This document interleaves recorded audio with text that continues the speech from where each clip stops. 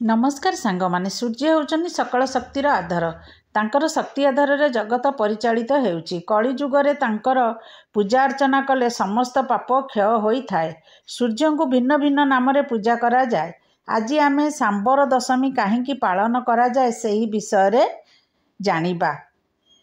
द्वापर जुगर कथा सांब हेउछंती श्रीकृष्णंकर पुत्र जहांक नाम रे सांब दशमी पूजा आरंभ होइथिला।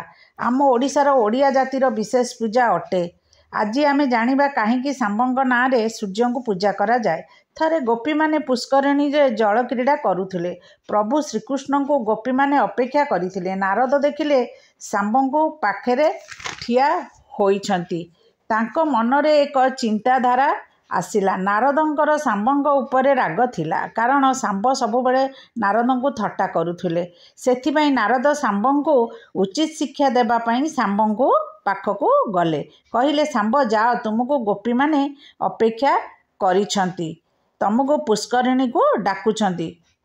नारद को कथा सुनी सांब जाई गोपी मानक सह पुष्करिणी रे जल क्रीड़ा कले। सांब अबिकल देखिबाकू श्रीकृष्णंकर प्रतिछवि गोपी माने जानी पारिले नाही। सेथिपाई गोपी माने श्रीकृष्ण भावी सांबंक सहित जल क्रीड़ा करुथिले। सेही समय नारद प्रभु श्रीकृष्ण को आनी पुष्करिणी पाखरे पहुँचिले। श्रीकृष्ण सांब को गोपी मानक सह जल क्रीड़ा करिवार दृश्य देखि लज्जित हेले।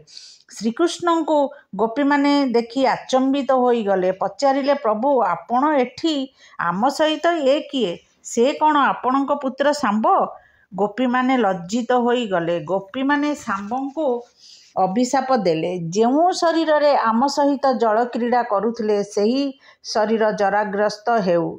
एहा परे सांब कुष्ठ रोग रे पीड़ित हेले।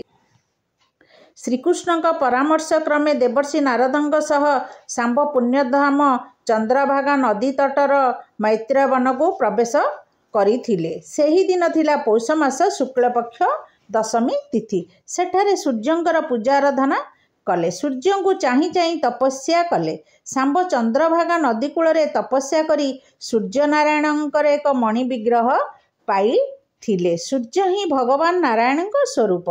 तांकरी आशीर्वाद बल सांब रोगमुक्त होइथिले ओ सुंदर शरीर लाभ करिथिले। एही दिनटी थिला माघ मास शुक्ल पक्ष सप्तमी तिथि। सांब कुष्ठ रोगरु मुक्ति लाभ पाई समग्र कलिंगरे सूर्य पूजा विधिर प्रचार कराइले। सेही कालरु सांब दशमी रे सूर्यंकर पूजा अर्चना करा जाए। एही दिन माँ माने पिला मानंकर मंगल मनासी सूर्य को पूजा करती।